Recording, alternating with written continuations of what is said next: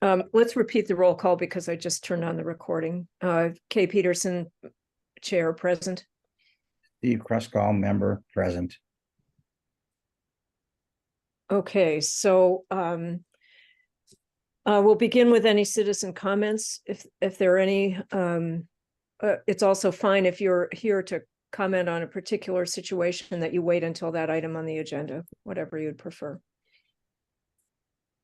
I'll assume there are no comments now then, and we'll proceed. Just to announce that our next meeting will be December 4th. Steve, that's fine with you, and Jason, I assume you too? Yep. Okay, me too. Shall we defer the minutes until after we've dealt with the other issues on the agenda? Yes. Okay. So let's move to 9 Buttercup Lane, septic upgrade update. Yes, and I see Dan McIntyre's here, so if you don't mind, Dan, I'll turn it over to you just for an update.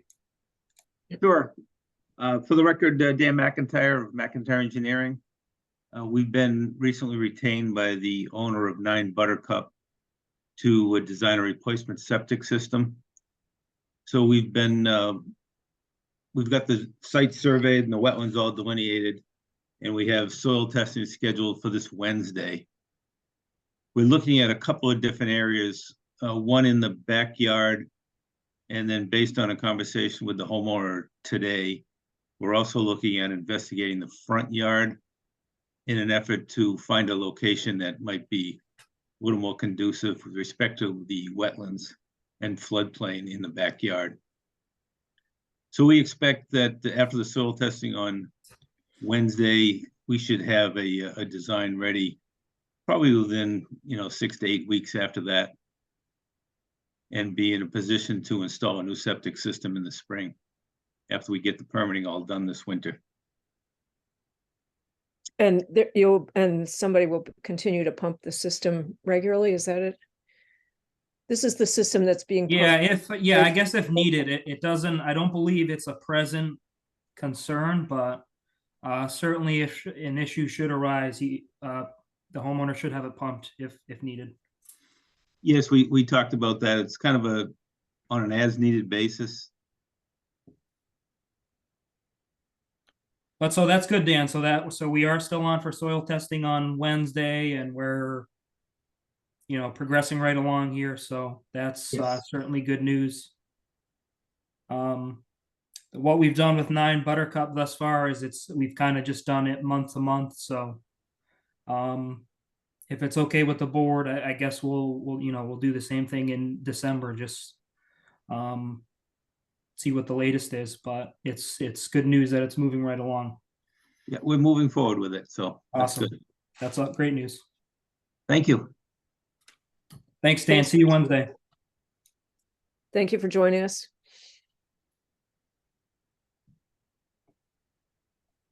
Okay, so 30 Grand Hill Drive. Yeah, so I see Brian's on. Brian, thanks for joining us. I did get your email last week, of course. I appreciate you reaching out, and again, I appreciate you joining us this evening. So what I want to do with this one, if it's okay with the board, I kind of, and as if Brian's open to it, I just want to give him an opportunity to speak.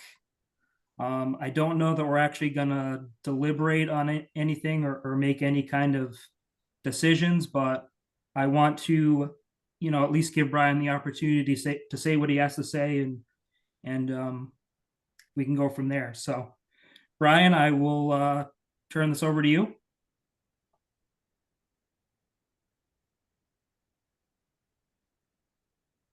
Brian, you're there you go. Power to unmute myself. All right. Thank you very much. So it will be as brief as possible and as simple as possible. There is an emotional element to this, but I'll try and keep it as objective as possible.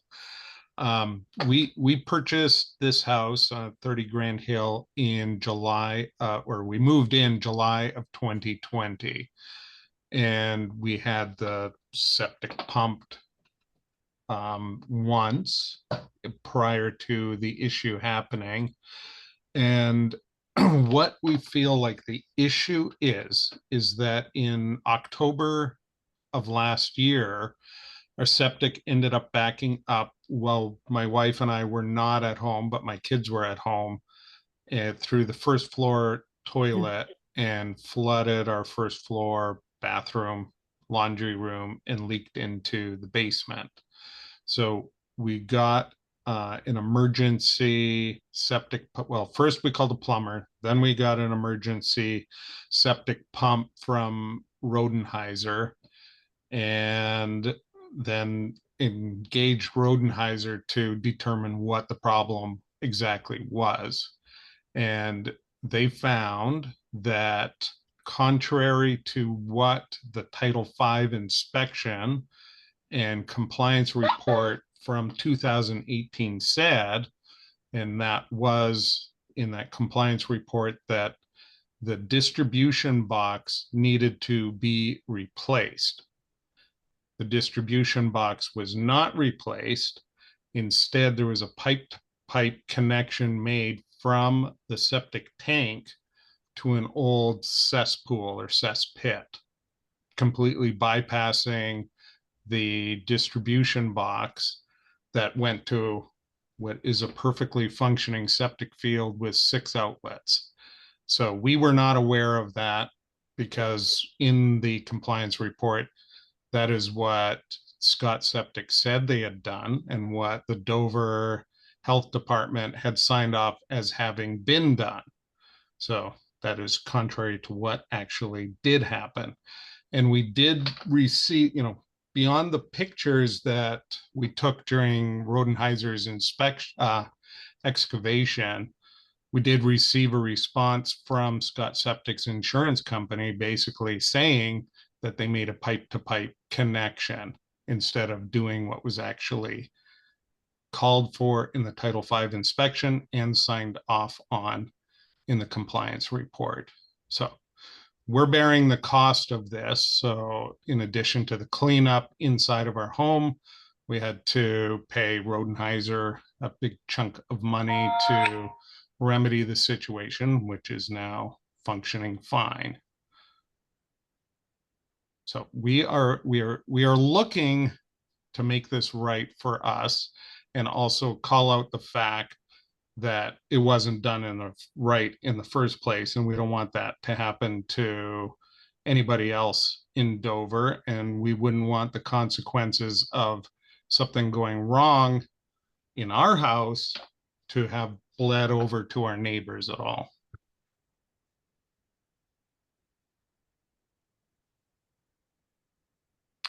And if you want more information, I am here to ask. I know I sent over a whole history of information that I probably wouldn't be able to tell coherently by voice anyways. I just want to interrupt the conversation for a minute to acknowledge that John Quackenbush is here. John, could you just sign in for the roll call, please, for the recording? Yes, it's John Quackenbush, member of the Board of Health, present. Thank you. And I apologize to everyone for the delay. No problem. We're discussing 30 Grand Hill Drive, John. Brian, did you have more you wanted to say? So if you need other information, I have it, but our expectation is, basically our expectation is we have not gotten the satisfaction we wanted from Scott Septic. They are not responding to us anymore. We also feel that the Dover Board of Health is also responsible because they signed off on work that was not done and directly impacted us.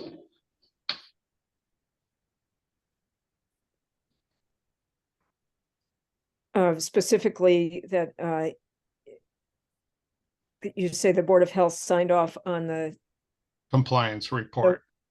I see. So I have it says, so under the signature, so use of this system is conditioned on compliance with the provisions set before. Replace D-Box per Title V inspection of August 17th, 2018. System now passes Title V inspection. The D-Box was not replaced and in fact was completely bypassed. 2, a non-compliant, according, I'm not an expert, but according to what I could see for the Massachusetts Department of Environmental Protection, that cesspits are no longer suitable, and especially one cesspit for a house of our size, despite having been pumped in April. So whatever that is, 6 months earlier, we did have the septic pumped and the filter was clean. So it was not due to the septic tank being filled up or the filter being clogged.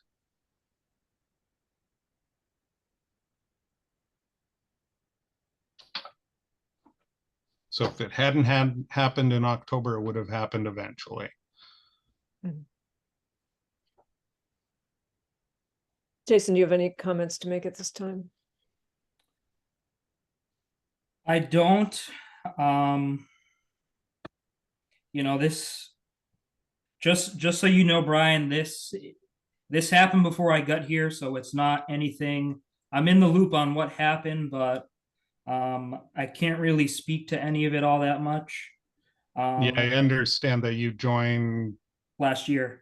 January, December last year, Yeah, even last after November. we had the fix done. Yeah.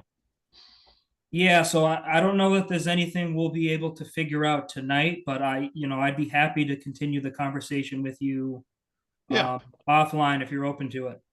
Absolutely. Yeah, and my wife couldn't make it today, so she wants to be in the loop as well. So yes, I am satisfied with carrying on the conversation with you, Jason. Great. So let's please do that. You have my email and phone number, so we'll follow back up with one another and we'll see what we can figure out, okay? Okay, cool. And Jason Jason, will- go ahead, Jason- Kay. Jason will keep the board apprised too of what's going on. John, I'm sorry. I was just gonna say, Jason, have you been able to get some more information and background from Mike about what might have happened? I have not. Yeah. But we have the whole entire 30 Grand Hill file in the office, and there's plenty of information. Brian has provided all kinds of notes and pictures, so certainly plenty of information provided where I at least feel like I'm somewhat up to speed. So Yeah, I mean, Brian, I think we're all really sorry that you're having to go through this. So we're going to do our best to try to get to the bottom of it. Yeah, like it's bad for us. Hopefully it doesn't happen to us again. Don't want it to happen to anybody else. And yeah, I'm grateful. Is that the word? Anyways, looking forward to having the Dover Board of Health help us through this and connect with whoever we need to, because it's 3 different septic companies involved: Wind River, Scott Septic, and Rodenheiser. So and no active issues, Brian. You feel like you're in a pretty good spot as of yeah, I've today? had it pumped once since last October, so Oh. seems good. Yeah, but yeah, my wife is triggered. It's the emotional. She's wasn't keen on cleaning up septic waste. We did get a reclamation company to come out and help us after we tried our best. But she's triggered by it now, so which maybe is not too bad, because now we are on top of getting the septic pump. Not that I wasn't before. Yeah. So thank you very much. Yes, thank you for coming, Brian. We appreciate it, and we'll you and I will touch base. Okay.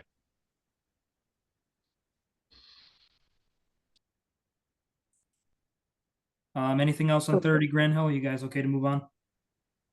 Steve or John, do you have anything you want to say? I don't. Not at this moment. No, but thank you, Jason, for all the work you're putting into this too. No problem.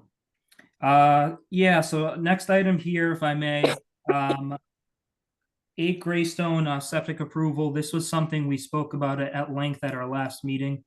So I just wanted to give a real quick update on it. I don't see anyone here representing that property, but just to give a quick summary, the main piece of this one was we were looking at a septic plan at our October meeting, and there was a concern over proximity to the water line in the street. And the consensus seems to be no one knows definitively where this water line actually is. So, I thought someone was going to be locating it. That's what I recall from our last meeting. yes, so that's kind of the update that I'm giving. So basically what's happening is this project will be allowed to move forward. It's just at the time of the installation, somebody is going to have to verify the location of the water line. Since no one seems to know definitively where it is, someone will simply just have to find out and, make sure they have their 10 feet of separation. So that's really all I have as far as an update on that one. Since we spent so much time on it last meeting, I just kind of wanted to circle back to let you guys know that's kind of the agreement I came to with the builder, installer, and all those folks. So, And Jason, will you be going out to inspect that once they find the water line? yes, that was one of the conditions I gave them. I need to go out and see it with my own eyes, just so we know. So, Your own eyes and your own camera. yes, correct. Great. Questions or comments on that one? Steve or John? No. Okay, trash hauler regs. Yeah, so I see a few folks on. Missy, thank you for joining us, and thank you for your help on these. I saw Carol was on as well. Yeah, so basically what I have at this point, everyone on this call for the most part has a copy, as far as I know, of the most up-to-date draft of our trash hauler regulations. Goal being to hopefully have them in place for the next calendar year. I guess we're at a point where we just, need to decide when we actually want to, do our hearing and move forward on these. And I guess, at this point, I just looking to see if anyone has any further questions, comments, or anything at all pertaining to the regulations. Carol? Carol, you're muted. Not now. Not now. Not for long. I forwarded this comment to Jason late this afternoon, but I just wanted to share with everybody. First of all, I want to thank the board for doing this. I know it's been on everybody's radar for quite a number of years, and it's quite an undertaking. So thank you to this Board of Health for putting this together. And Missy, thank you for all your help as well. From a recycling committee standpoint, we're very, very pleased with what it looks like. We're of course more interested in the reporting because we have to report recycling and trash volume and household numbers and so forth to the state. And my question to Jason this afternoon was whether he thought there was any way for the Board of Health to obtain, at least from those service providers currently in Dover, their numbers of households when they apply, assuming, let's say, in January for calendar year 24. That would allow us to have a better data point when we submit our 2023 report to the Department of Environmental Protection on our households, recycling tonnage, trash tonnage, and so forth. And we don't necessarily need the tonnage. We can just get a better denominator and know what the households are, if that's possible. So if that's possible, great. If not, certainly appreciate all your work and understand why it's not. Thanks. Missy Hollenbeck has her hand up.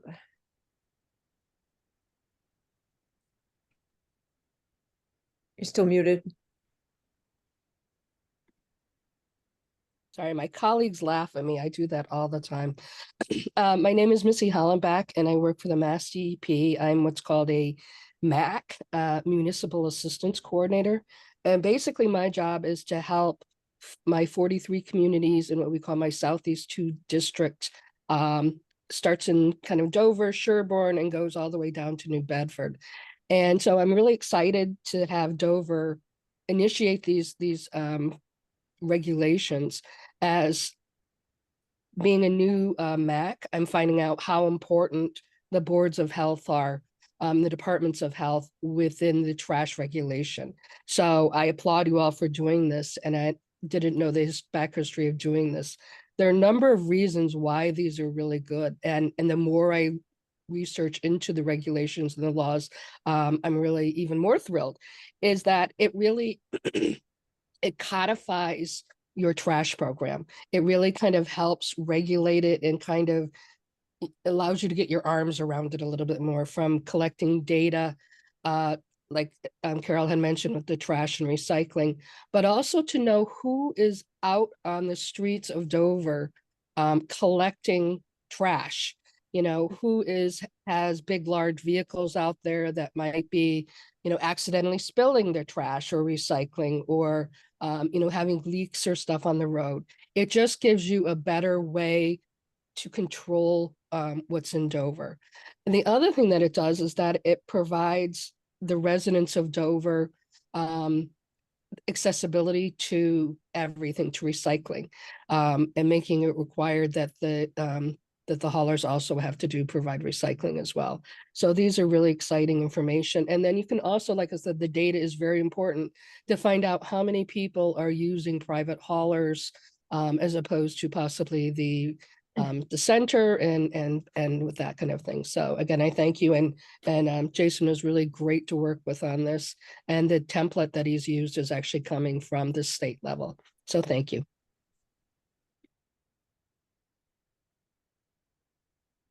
Are there any other comments that people would like to make?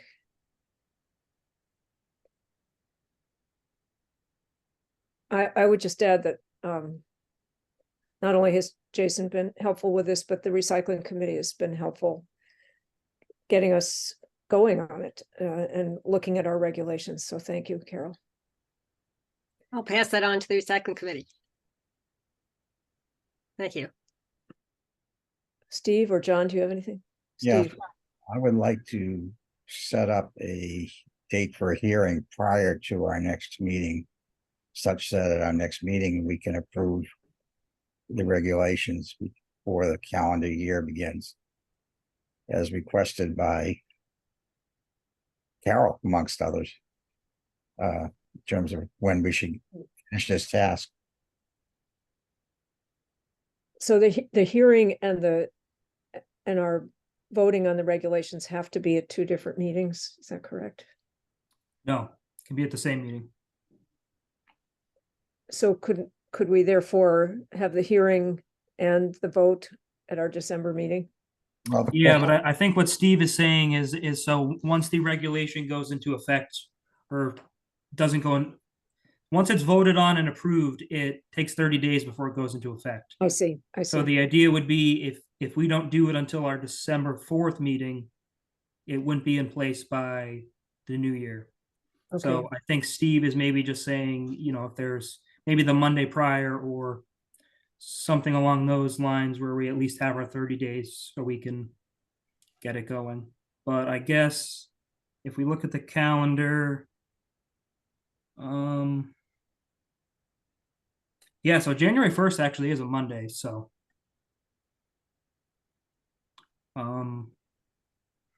Is there any argument for having the hearing and the vote as soon as possible so that there's more than a month? Is there an argument for having a cushion for any reason? The unexpected. Unexpected, right? yeah, I mean, we just if we decide to move forward tonight, we'll just have to do our part as far as advertising and posting and all that stuff. So that's easy enough to do. It's I'd like to get it up for at least a couple of weeks. So yeah, it's up to you guys. So Jason, why don't you go ahead and work on getting it scheduled as quickly as seems feasible, given the posting. And that would argue for either the 20th, which is the Monday before Thanksgiving, or the 27th, which is the Monday after Thanksgiving. So I don't know if people have a preference or not. Well, I mean, I don't think we have to decide tonight, do we?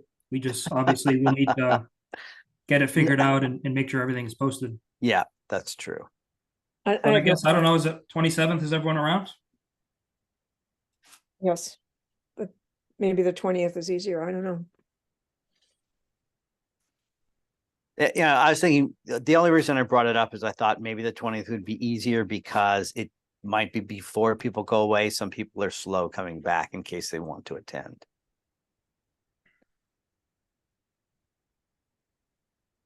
But, I would, you know. I think we should shoot for the 20th, if that's okay with everyone. Steve, will you be around then too? Yes.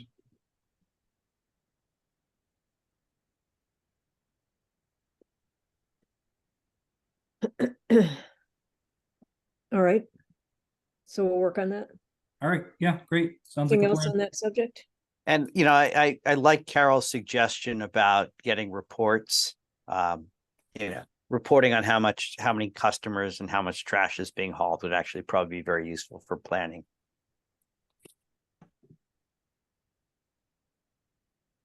Oh, you just like data.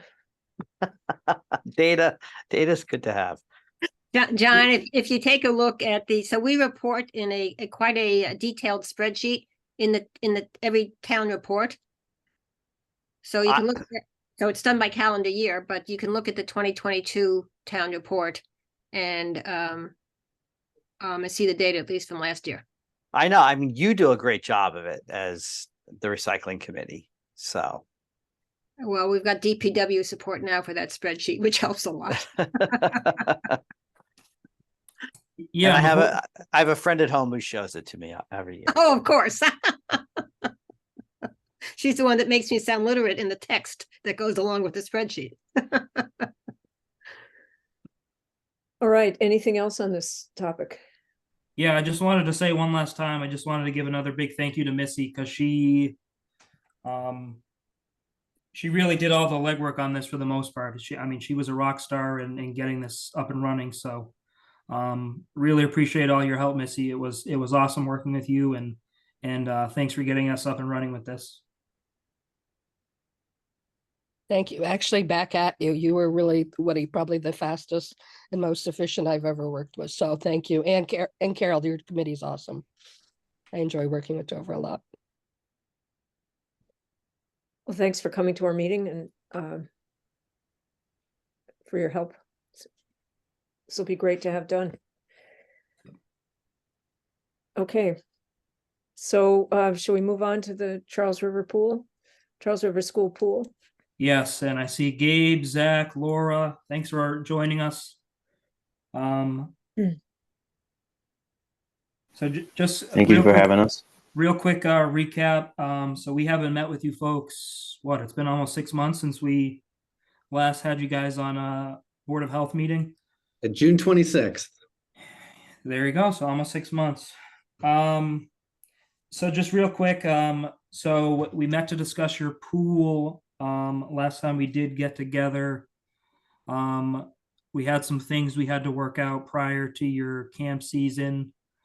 So, you know, of course, we ended up granting some special permissions to allow you guys to do so. And as far as I know, you followed through to a T and ended up being a great camp season. So I was happy with that. So now you guys are back before us. If you could maybe just give kind of an update on where you guys are at and where the hope is to go from here. I'll turn it over to you guys.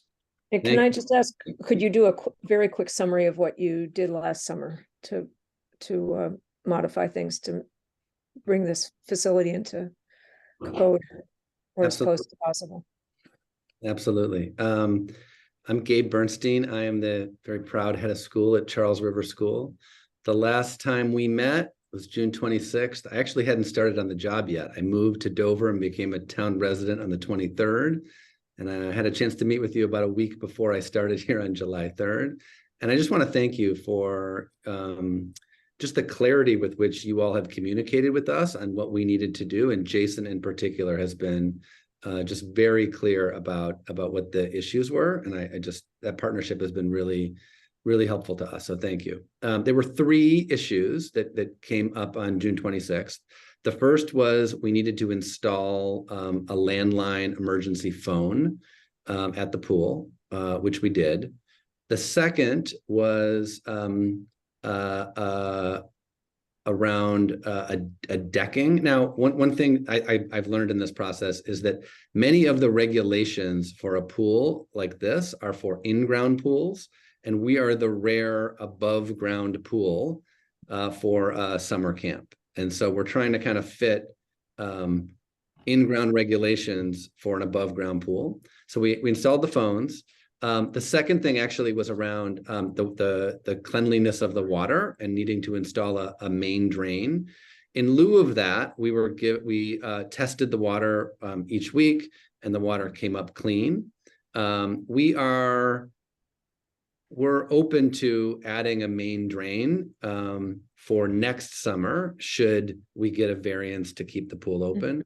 The third one is around the decking around the outside of the pool, that there's multiple feet of decking that are needed that don't really work on a above ground pool. And so our answer to that was to have multiple lifeguards on duty. And we never have, and the reason for the decking is to be able to access kids quickly should they be, in danger in our pool, which is, only a couple of feet deep. We never have children in that pool without lifeguards on duty, whereas I've learned that many pools with the decking can do that without lifeguards. And so in just speaking with Jason, he was open to a recommendation to this committee to issue a variance for us for next summer if we install that main drain, keep the phones where they are, and always have multiple lifeguards on duty. So that's tonight, and wanting to get ahead of it in November instead of June when camp is going to open, the following week. Zach, anything to add? And if I can add, we also added a second set of stairs, which was recommended from Jason. We had a company called Pool Piles that was coming weekly, twice a week to clean the pool, test the water, any recommendations, cleaning, making sure the water turnover rate was correct. We also was sending water out to be tested. And I also met with Jason about this, and we had a good conversation. And as Gabe said, most pools, commercial pools, don't have lifeguards, and we had upwards of 4 at times last year, which, in our conversations, a few of us and with Jason, I think that was a little bit more than we really needed, but we wanted to be safe. We didn't want to, have any issues at all during the summer after our Board of Health meeting in June. June of last year. So, we wanted to make sure everything was in order. We were doing right by our community, but also right by the town of Dover, seeing as this is kind of a different situation. Again, because it's an above ground pool and most regulations are in ground. With that also said is what some of the things that will happen if we move forward with our pool for the future is that we will have 2 main drains added to the pool, which we will also have to add. We'll have to take the water out, add new water. We're having all new plumbing done. So we're going to have all new pumps and chlorine pumps and everything new done so that everything, turn speed, all that is great for next year. But it would only make sense again if we can keep this pool going.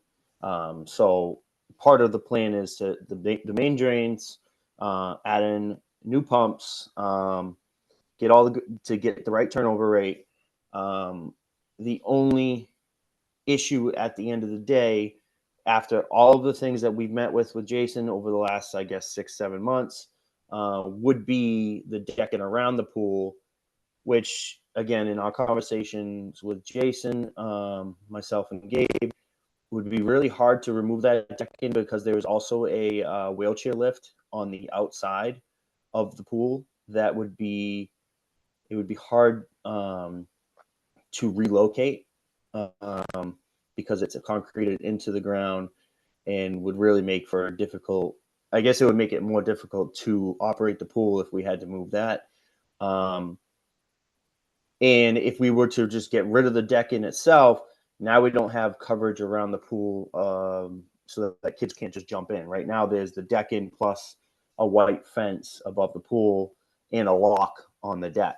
If we were to remove that deck in, technically we would be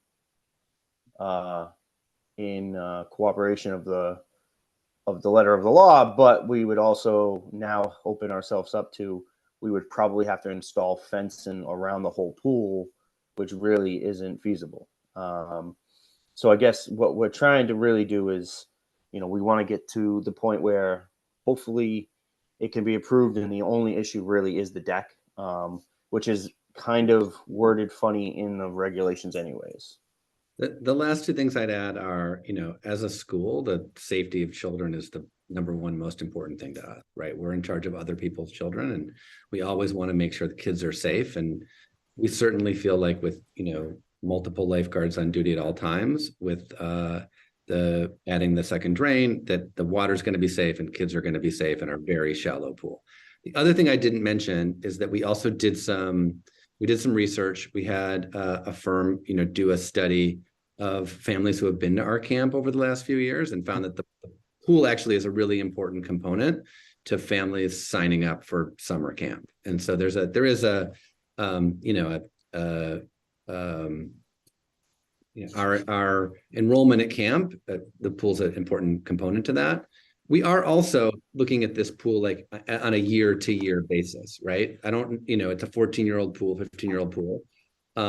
We're getting ready to launch a strategic plan where we're going to think about the future of our school. And I don't know, this pool is not long for our school.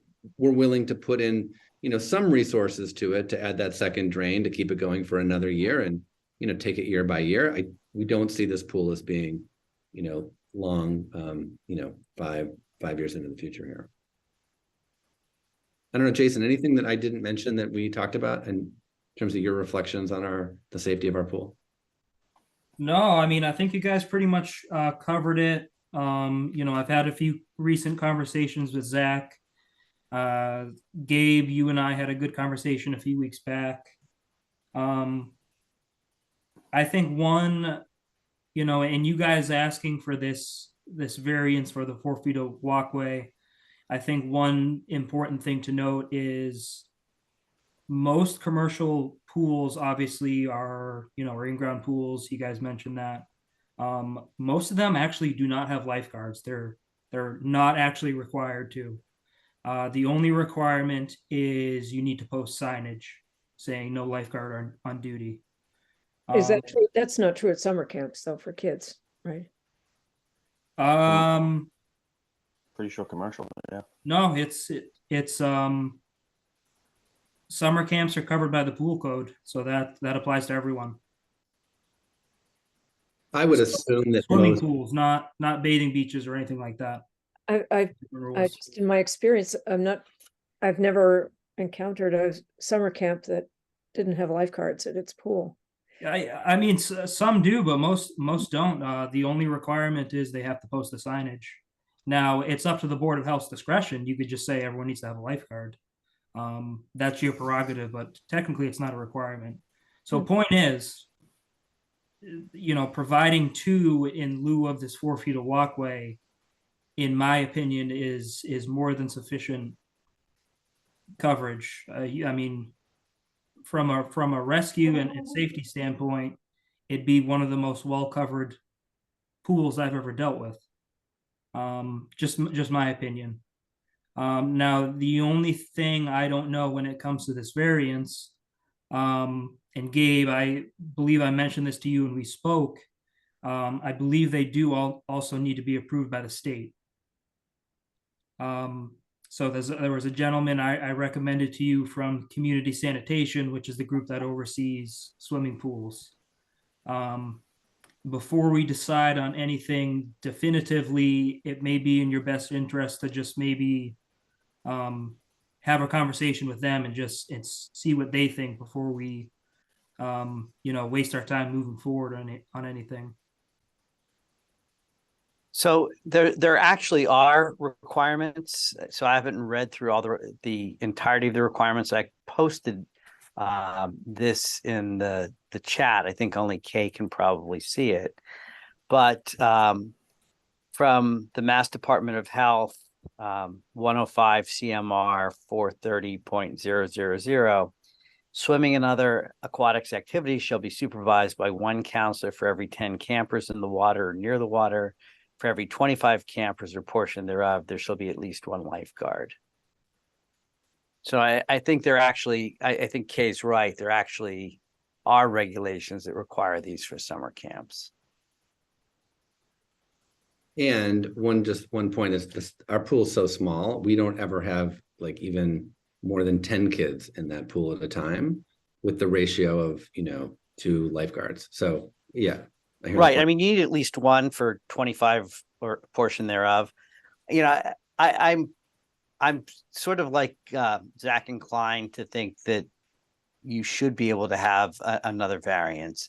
But, when you say things like, the pool is shallow, these are small kids too, right? And so it's over their heads. And so I don't think the depth of the water is the major consideration. And in some ways, having an above ground pool, it makes it harder for people to get in than if it were on ground, right? So that 4 feet, again, I understand with 2 lifeguards, it mitigates some of that.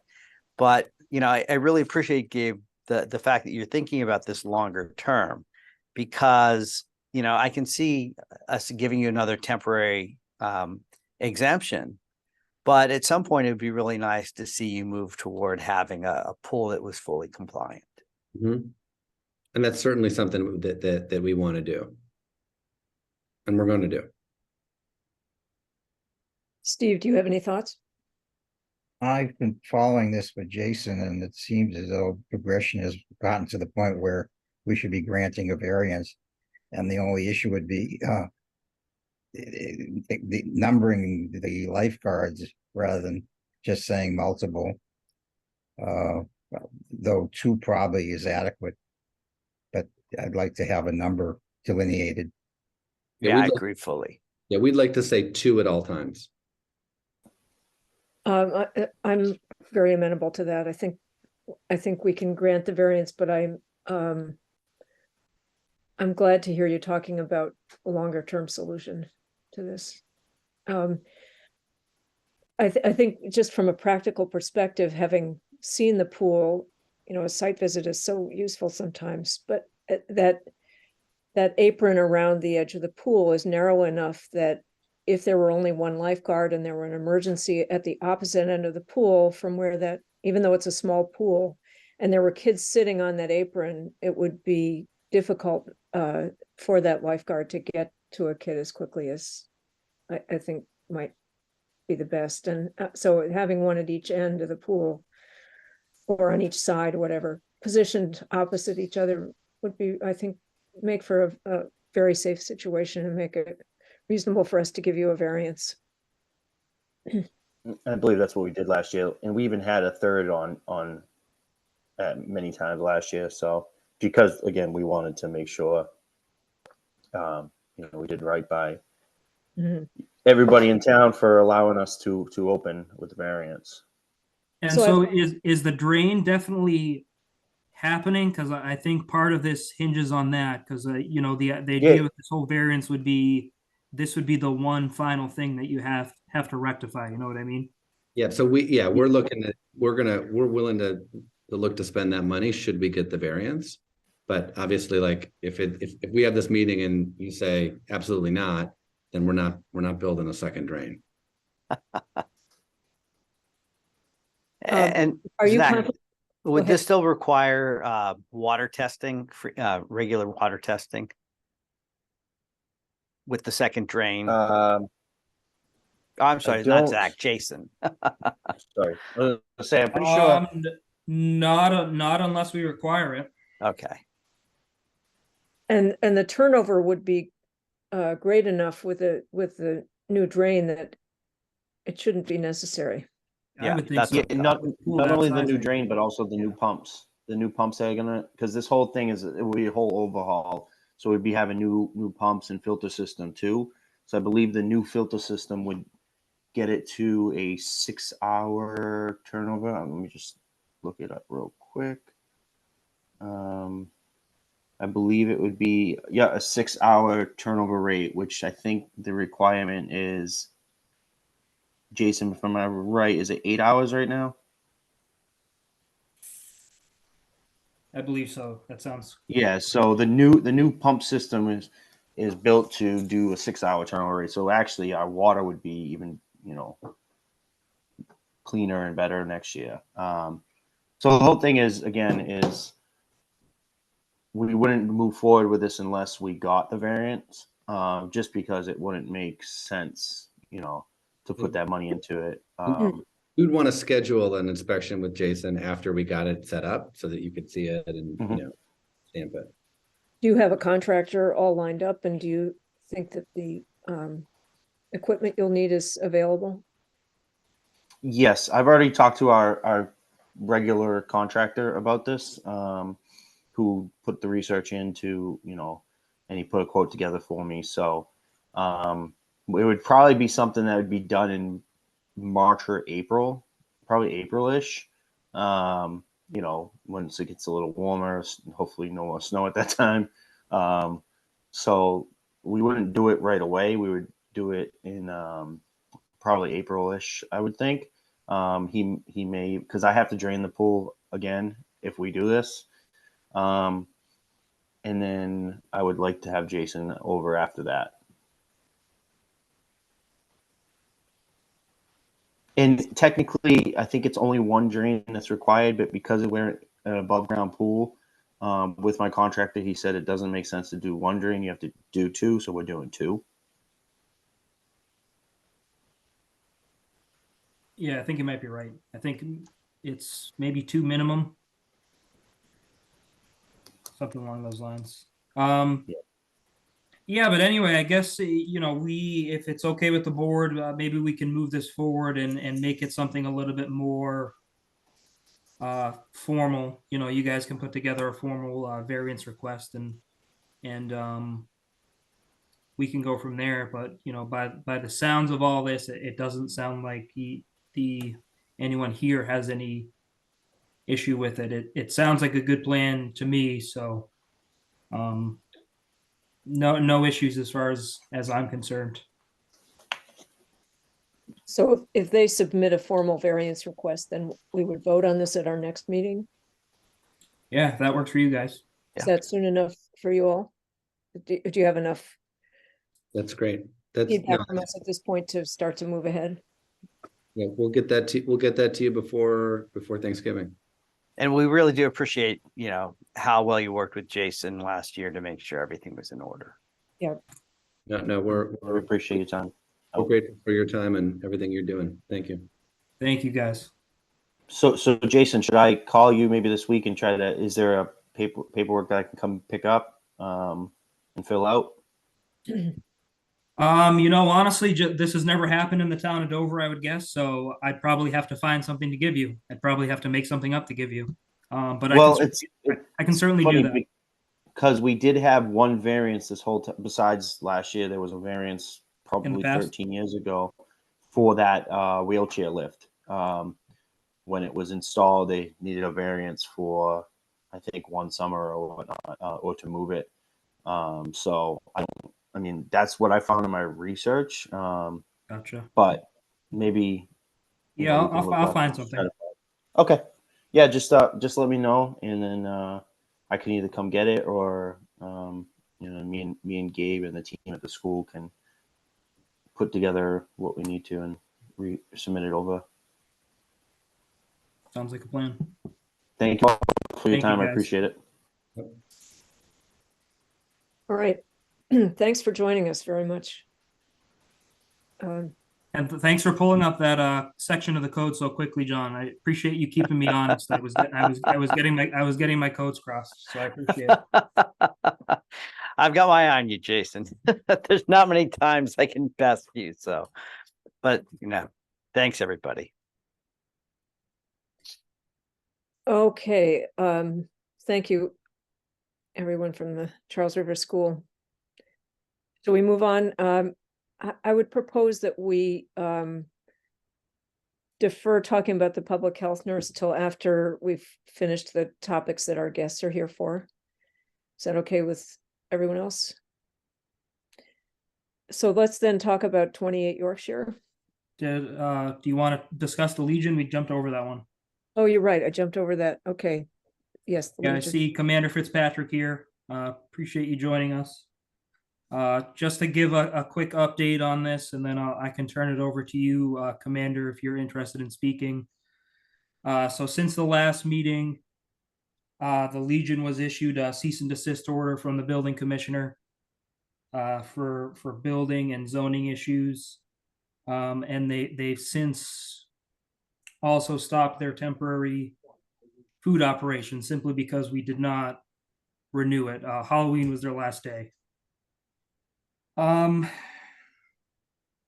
So I guess, trying to figure out where we stand as of today and what next steps are. So I can turn it over to you if you'd like, Commander, if you'd like to speak. I want to thank you, Jason, and the rest of the board for your time with us. Yes, after receiving the letter, we made the necessary request. Walter actually came over and verified everything. So at this point, the taken out for the food is stopped. That's no longer on the table. And that's again, the food to the public lunchtime that we're doing.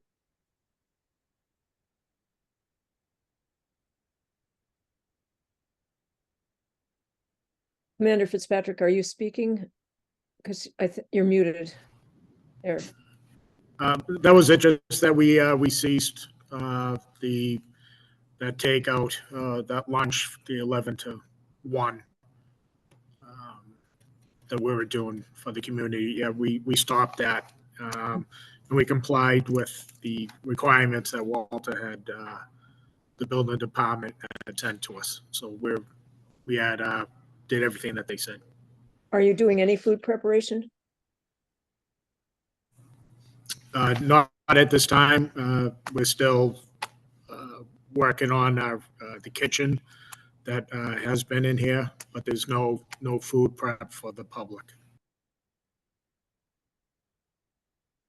And you guys still have the zoning issue that you need to figure out with those guys, right? I mean, that hasn't been fixed or gone away, correct? I have talked to Walter about that when he came for the inspection. He says as long as we are a club, we're a private club. If we do serve, food to our club or the club members, the guests, not the public, that he feels that we're in compliance with the zoning.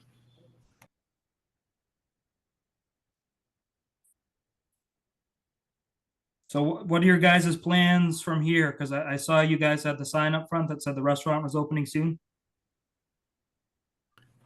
Yeah, that sign was actually an old sign. That's why it was all dirty and stuff like that. We didn't have a sign or the means just to say that we were closed. So that sign that was at the top of the driveway was misleading. There is no food service for the public. Nothing is in the plans either at this time. Board have any questions or comments? So Jason, one of the things that you shared with us is some concern about the septic system that's in place. Yeah, to the best of my knowledge, it's a cesspool, so it's considered failed by our standards, so that's just another issue on top of all this. Unless, I believe they're getting it looked at later this week, so, unless someone can prove there's not a cesspool there, I'm gonna operate under the assumption it's failed. And that would mean that it would have to be replaced, correct? Correct. Well, in order for them to begin food operation again, or in order to, No, I think at Do this it point, just private period, club? if it's a cesspool, it's failed.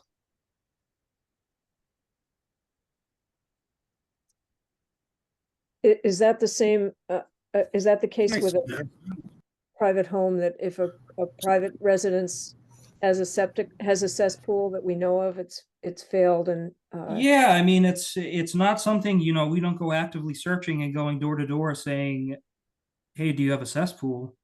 yeah, but if we It's- learn of one, Yeah, if something comes to the forefront and it's potentially having issues, then that's when this can be triggered.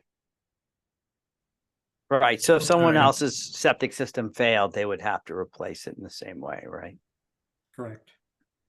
and, I have this very vague recollection that private clubs have different, regulations, if any, regarding food service. Is that correct? Can you review that for us? Is that a question? No. Jason, about private clubs and serving food to members? Yeah, that's if it's something where they're 100% private, that would potentially fall into a different category. It's not something I know enough about that I'd be able to speak on, but if the Legion all of a sudden decided they were going to be 100% private, member only, and no one else could access the building, then we'd have to figure something else out. But I don't believe that's the case here, unless I'm mistaken. What, he said So there, if I can address that, we are a club, and that is members and their guests. So we're not serving food to the public. So, when we do have something, either pizza or we do have food, and it is under our club, it's our members and our members' guests. So,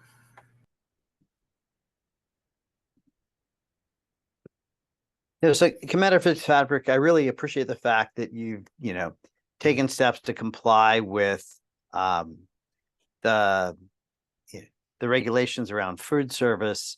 And, I don't think any of us want to see the Legion disappear from town. It's really been a nexus for a whole lot of public events. I think all of us really appreciate having it there and having it continue to operate. My one concern, I guess, going forward is trying to understand what your plans are regarding now the septic system if it's failed. Are you starting to think about ways? I don't know what your financial situation is, but ways to raise funds to try to replace that. so at this point, we're still trying to figure out, it's not been determined that it is a cesspool. Okay. We are having it looked at, and we were told Jason that we'd get back to him with the findings. We're having on Friday, November 10th, we're having someone come out and do some testing, and we'll determine what type of system we have. All right. So Thank you. at this point, Yeah, I'm glad to hear you're on top of it. So I appreciate that. Thank you. so Bob Tosi has his hand up. Bob? Yeah, thanks, Kay. Isn't there any kind of plans or anything at town hall showing this system in place?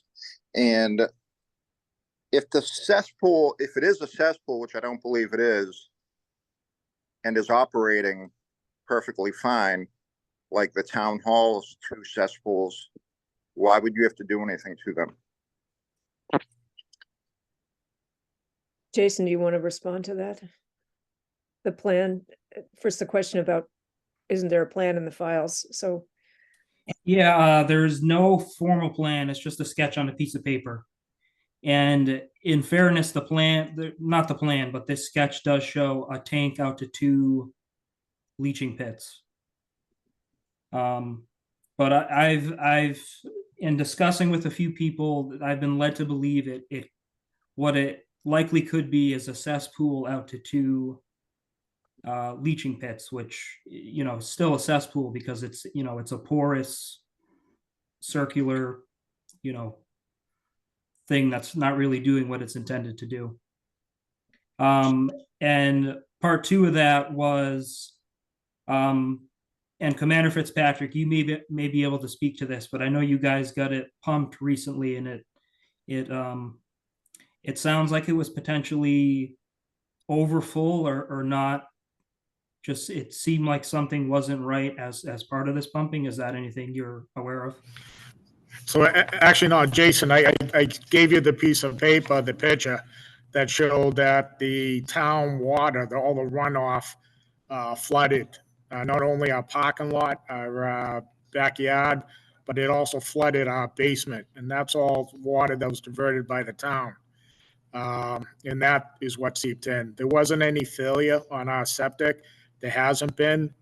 We have it pumped regularly. We've never had an issue.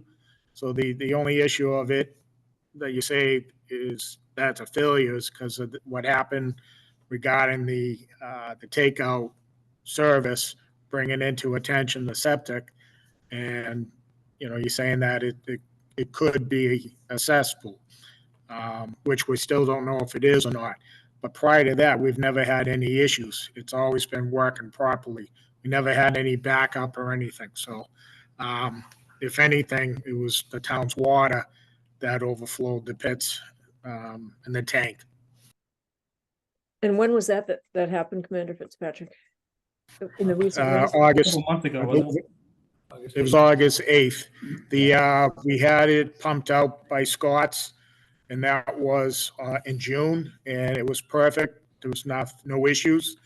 We recently had it pumped back in October, I apologize. And that's when it was just noted that it was above normal as far as the flow. Prior than that, we never had it. The picture that I gave Jason of the back showed that a good over 6 inches of water was in the back parking lot, all the way into the building. So the amount of water that seeped into the tank from the town runoff is what, you know, had a concern. But prior to that, we never had.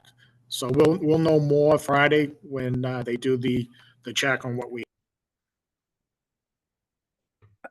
Is anyone concerned that sewage may have leaked into the parking lot when this happened? No, there was no concern of that from what we were told. Bob, do you still have your hand up? Do you want to speak again or? No, that was from last time, but I do have some other questions. If this team comes out, whoever they have looking at this, and this is deemed a septic system, you know, are you gonna hands tie them to do a Title V and a hydraulic study and a flow rate? Even if it's a septic system that's functionally working, no puddling in the field, no, you know, water in the D box and draining and working perfectly and no complaints? We can require one, yes.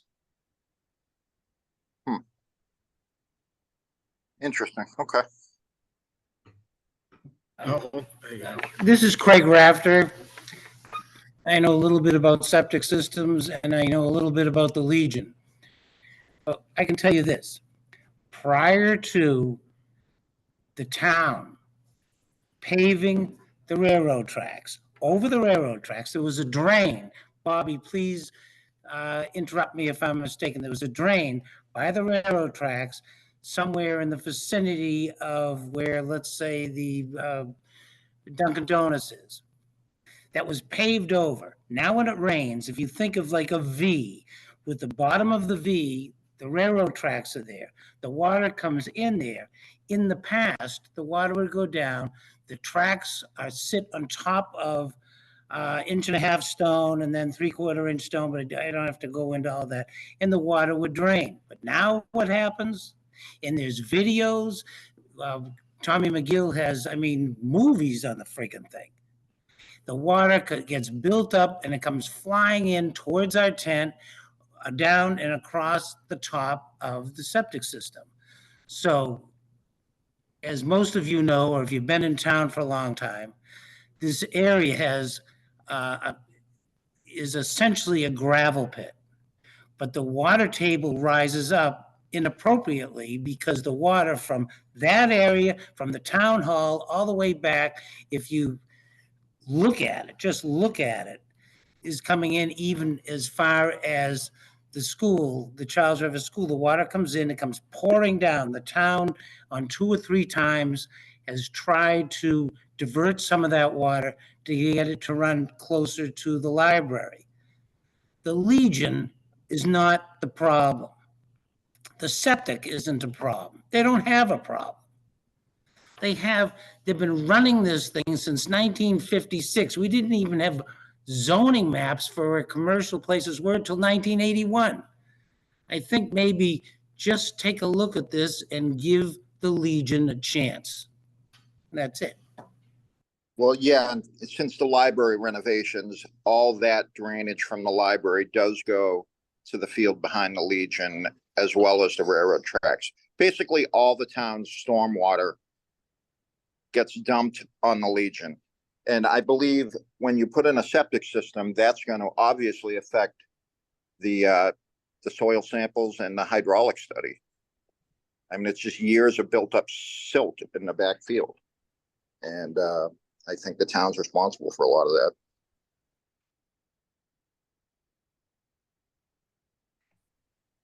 After the flooding in August, was there any discussion with Kevin McCabe about a strategy for trying to keep this from happening again?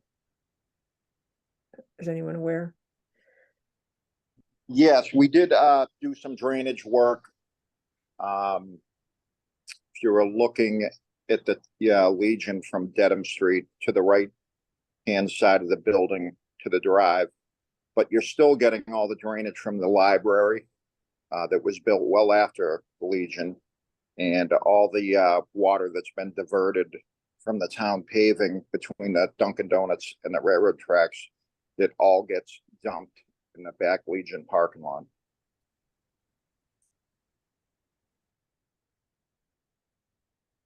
I think you're just putting the Legion in an unfair position down here.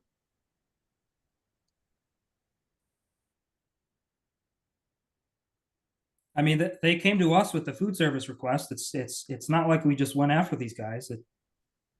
We are where we are because they came to us with the request for the restaurant. That's all.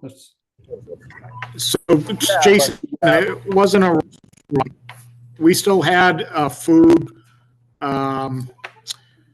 permit. And I know you said, oh, it's the same as the mobile with the peanuts and chips, but we had to comply with Safe Serve. We had to show all the training, which I don't think the mobile did. The food permit came about because of the COVID. And when we applied for it, we didn't apply for it as just chips and peanuts, because we wouldn't have done that. We've had a kitchen since '59. They've served food. What we try to do, and everyone says, oh, you try to do a restaurant. We didn't try to open up a restaurant. What we tried to do was fill a void with the community. The town of Dover lost Isabella's, the old Dover Deli. Dover Market closed. There was no other place where to go for lunch and just grab a quick sandwich. So the Legion, we're community-based. We're full of people that live in and around our area. We figured we'd help out and solve and plug that void. if you think we can make huge money or make a lot of money in 2 hours, it's crazy. We did not do it for a purpose of a money-making restaurant. And everyone keeps saying restaurant. It wasn't a restaurant. So, we were told it was a no-go. Fine, we backed away on it. But we still have a food permit. We still have the kitchen, and we prepare and handle food. So I don't think So I don't think anybody doubts your good intentions in, trying to provide food in downtown Dover. I think everybody appreciates that. But, regardless of the intent, but by serving food, you guys have kind of opened up a can of worms. And so now we're faced with a situation where, you could say, well, you've been operating like this forever, we should turn a blind eye to it.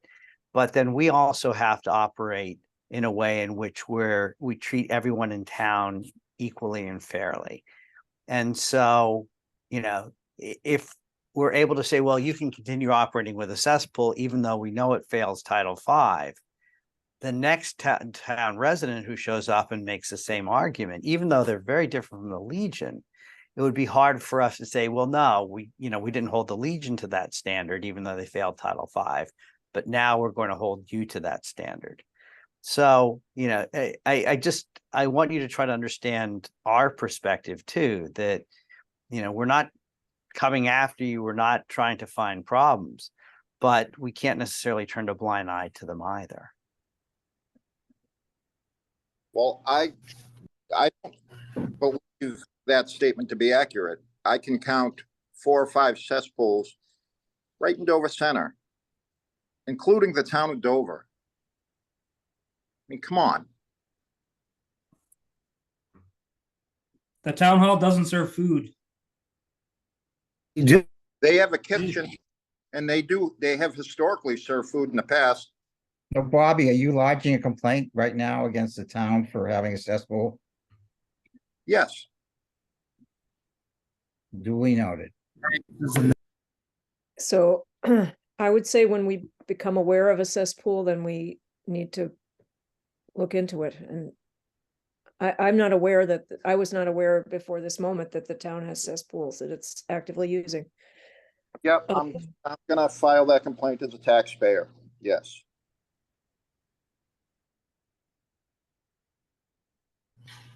So So go ahead. We have a permit. What's the problem? Can we just go back to the basics? Who's speaking now? I would echo what John said. I think that we need to,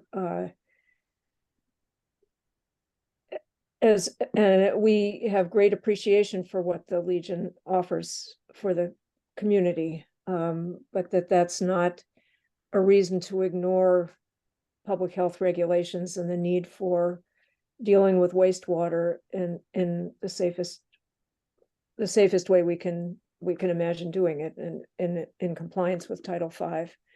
I do think that a separate but related issue is the wastewater. I mean the stormwater, not wastewater, the town stormwater, and that's worthy of a conversation between us and maybe the DPW to talk about its effects on the Legion and the threat to the septic system, because that is, of course, the big concern for a Board of Health, or one of the big concerns for a Board of Health, when we're thinking about stormwater, because septic systems can flood and septic waste can contaminate public waters and the groundwater. So that's certainly worthy of conversation. And, Craig, you mentioned, Craig Rafter, you mentioned you had video of the floods occurring. If you could share those with us, that would be very helpful, I think, because we can then pass them on to DPW. The DPW has them. I believe the town administrator has them. If you don't, we will share them with you. Not a problem. as far as serving food, I've been here probably longer than most, because I'm probably older than most. But you just go back to any Memorial Day, you go back to Christmas, you go back to anything, we served the public. The COA, they serve the public. What is the issue? Everybody says the septic failed. Your board said it. The septic hasn't failed anything. Maybe it would if it was asked to comply, but if it does, the town's got an issue, not the Legion. The Well, town's flooding it. It's very clear how it works. I've built more septic systems and, just so you know, more homes than anybody in this town ever. The septic issues here, if there are any, are caused by the town. And the other thing we just want to say is we've been serving food, like we said, but we've had a permit for the food since 2021. And we've been inspected and we've passed every inspection. When they came out, test our dishwasher, test our refrigeration equipment, tested the sinks, made sure that we had the 3 separate sinks, signage, body fluid. We've complied above and beyond as far as the inspection for the permit. So we've had the permit since 21. Where this all came up is the mistake in that, we pulled the permit for just that 2-hour service. But prior to that, we already had the service, the permit.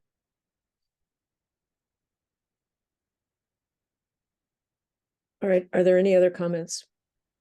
John, you're muted.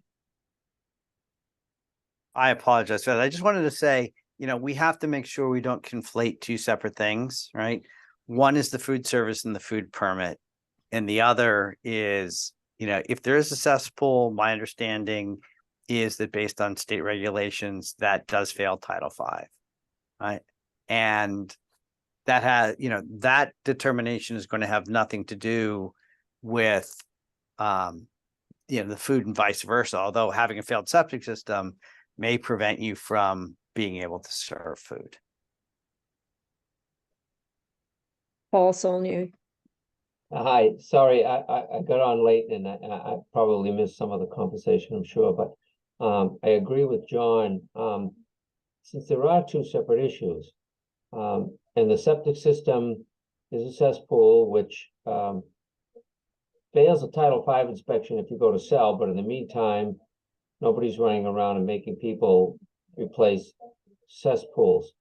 But if in fact the Legion is in fact complying with all the safe serve regulations, why not allow them to continue to do that until the septic system is investigated and or it serves it turns out to be a problem? For instance, does it back up into the facility or is it breaking out of the ground? Those are typically the 2 criteria for shutting down an operation or requiring constant pumping.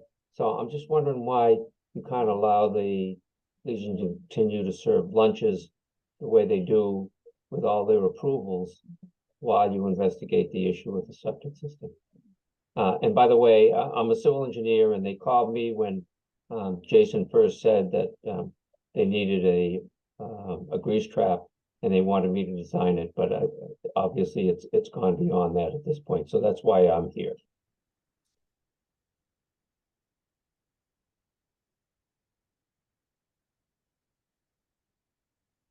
All right, are there any other comments? My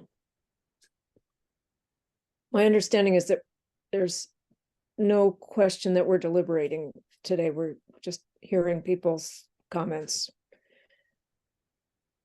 Is that your understanding, other members of the board and Jason? Well, it's up to you guys unless you want to make a decision on something. I mean, so the Legion has folks coming out on Friday to figure out what's going on with their septic. So obviously we'll know some more information after that.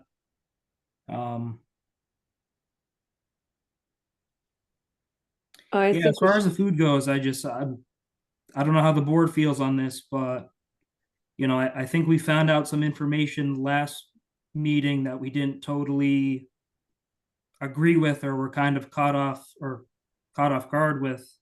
because the Legion made it sound like they were consistently serving food, daily, weekly, when, I anyway was at least always under the assumption that, they did monthly COA breakfasts and things of that nature. When I first got to town and went out to the Legion to do their first inspection, I was told by the gentleman on site they didn't serve food. It was simply a function hall. So that's kind of what I operated with. As far as I know, this particular license they've always held is a retail license, which again, I keep using the example, it's the same license that the mobile gas station has. We, as a courtesy, have allowed the Legion to do a little bit extra and do these one-off periodic events. And I don't know if this whole situation is as easy as just letting them go back to that. I think we need to figure something more definitive out for going forward. I would agree with that. And the first step is to have the septic inspection. Is this a formal Title V inspection that's being done on the 10th? No, it's not. They're trying to figure out what exactly we have, so it's not a Title V at this time. And why are you not having a Title V inspection done? It's not, well, right now, we don't have a problem with the septic. Jason had said that the diagram that we had, or that he had in the office was vague. So we're trying to do more research on it.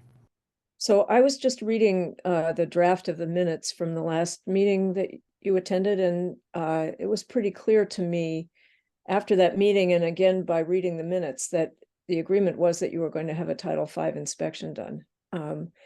So I think part of the issue is that this is kind of to address what Mr. Solney's his question, that it's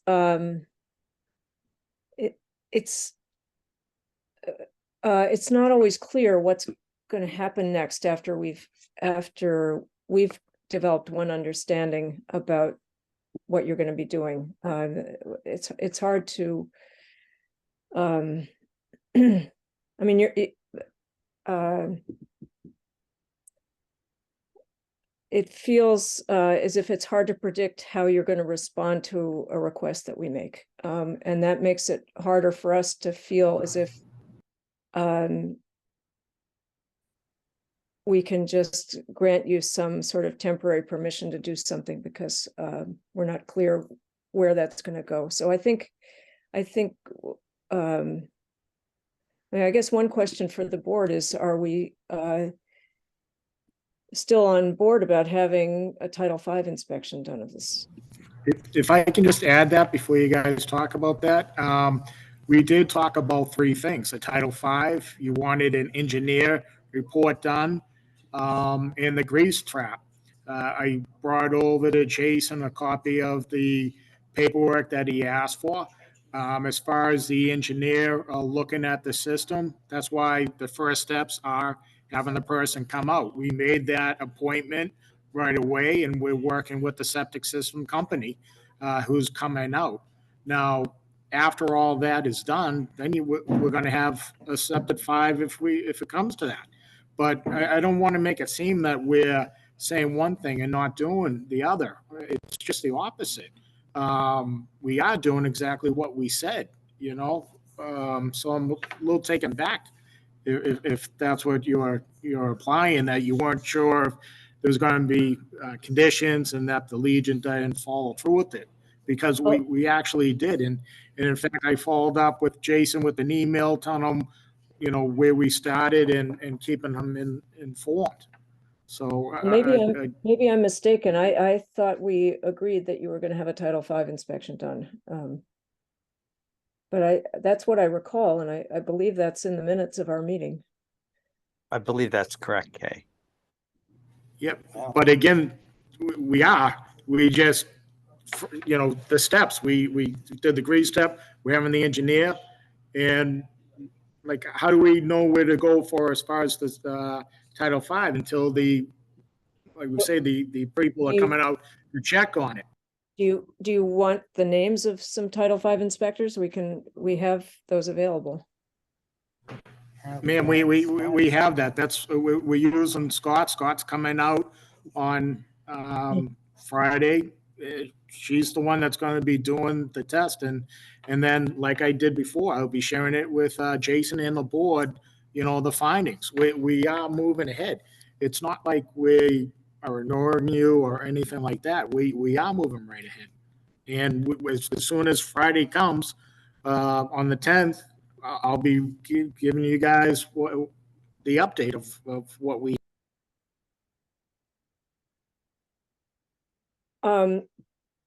So I'd like to ask, I don't know, but I'm inclined to want to review again our request for a formal Title V inspection and to restate that or withdraw that request on our part if we want to reconsider it. But do the others of you have thoughts about where we go next with this? I would like to see the results of Friday's efforts and that we can move along from there. We don't have to do anything right now. Yep. I would agree. Okay. And we'll not make any changes to what we've said about food service. Nope. I mean, is the board still, with all the unknown and everything going on, is the board still comfortable with the folks at the Legion, continuing to hold the current food license in its current format? You mean the retail food license? Yes. I think the retail food license has to be suspended until we get more information. Providing snacks to members, I think that falls into a different category. So as I mentioned, that has been suspended. We're not serving the food to the public. We stopped that last Monday, was it the 30th? So that has been stopped. So I think John's talking about your annual food license.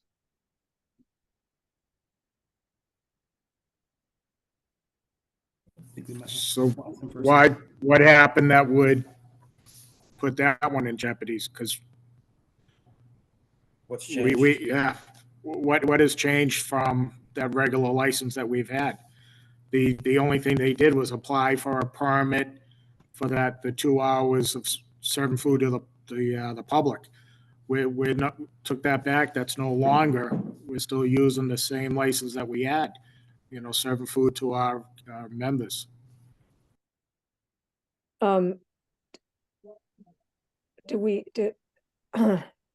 At this moment, I'm okay with letting that stand, assuming that's indeed what you are doing. I mean, serving food to members. Yes. Is a license required for that? They've been given some sort of okay. And I'm not about to rescind it at this moment, as long as there's no evidence that they're doing anything to the contrary. And this is pre-prepared food. You're not preparing it in-house. You bring in things and let people eat. No, there is some food prepared here. There's a pizza oven. We have a kitchen. So some food is prepared here. You guys even have someone on staff who serves safe? Jason, that's what every year we have to submit it for the application on the inspections. We had, even when we did the application back in 21, we supplied all that. We supplied everyone's certification with the inspections. It's from an accredited program. It wasn't just some online course. It's Jay, you asked for the certification. We have the Safe Serve certification that everyone else gets. It's certified, and we submitted it to the town back in 21, and we do it every year. So I would appreciate if you just don't mind emailing me just your most up-to-date certificates, just so I know I have your most up-to-date records on that. I mean, I'm okay with the continuing of the food permit as is. I just, these guys are at least due for inspection at this point. So I think pending, and I mean, there really is no passing or failing an inspection, but I guess pending an inspection, they could in theory continue. Mr. Solomon, go ahead. Yes, thank you. Paul Solonier of Civilized Solutions. I'm just, what has occurred to me at the tail end of this conversation is, they have a food service license to do whatever, and that's not my part of the business, but if they were connected to a sewer rather than a septic system or a cesspool, how would you justify withdrawing their license to serve food? What sewer?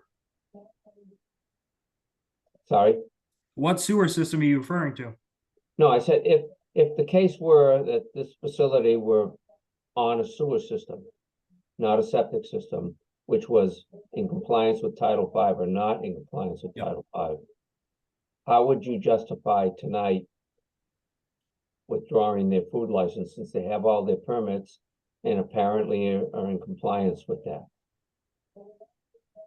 And the reason I ask that is because the septic system is separate, again, from the food licensing, and we've discussed that earlier.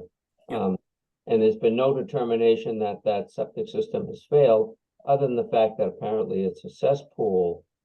But again, I would imagine there are dozens of cesspools in existence in Dover, and I've replaced many of them myself, that you haven't gone to those residents and said, we're shutting you down until you do a Title V, or your cesspool is by definition failed, therefore you have to replace it.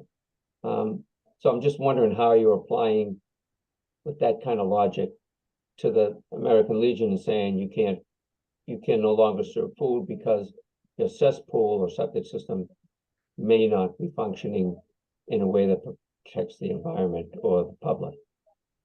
The way that we got here is that we learned that the Legion was preparing food in such a way that a grease trap was the right thing to do. We got talking about grease trap, and that led to discussion of the septic system, which led to the realization that they probably have a cesspool. Private residences at which we discover a cesspool, we do fail their systems. And by the way, private residences are not trying to run restaurants and dealing with lots of grease. So there are legitimate reasons to be concerned about this septic system, numerous reasons. Yeah, I get the bottom line. If you have a cesspool and you want to change in the type of use for your establishment, that triggers an upgrade. That's all. But we're not changing, we're still the same club, we're not changing the venue. Again, we took away that application for the serving the food to the public. We're no longer doing that. So we're not changing the building, we're not changing what we've done here. All the licenses all as a club. So we're not applying for any variances or changes or anything like that. So, and as far as the grease, even then we're talking about there wasn't any grease. I don't want to say there wasn't there, but it was very minimal. We're talking about possibly the flow of water that from cleaning was less than 25 gallons for the day. So it wasn't like, people keep saying restaurant. We're not a restaurant. We never claimed to be a restaurant. We're a club. And what we use is, paper plates, You know, All right, I think we the- need to wrap this discussion up, and I'm going to propose that we allow you to continue your food service to your members, only with no retail service beyond that right now, until we know more about your septic system. And that may include Title V and some recommendations or requirements that you end up with a grease trap and an upgraded system, but we'll have to see. Other members of the board, what do you think about that? Jason?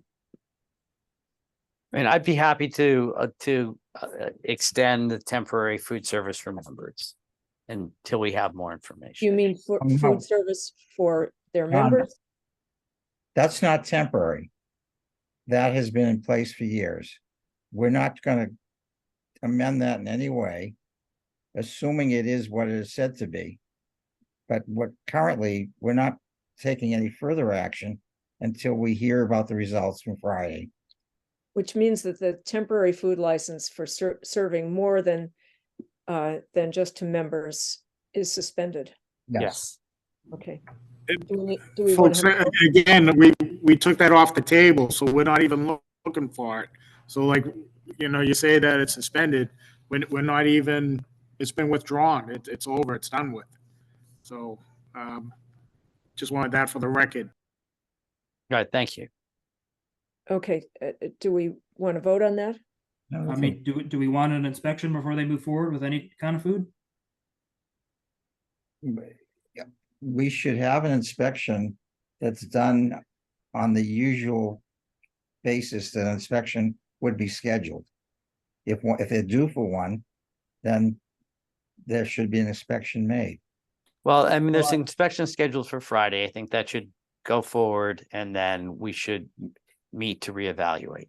But I think that's not the food inspection. Well, Mr. Sullivan suggested there's two issues, and we're addressing both of them by awaiting results of the septic system, and also having if it is scheduled to be a usual food inspection to occur.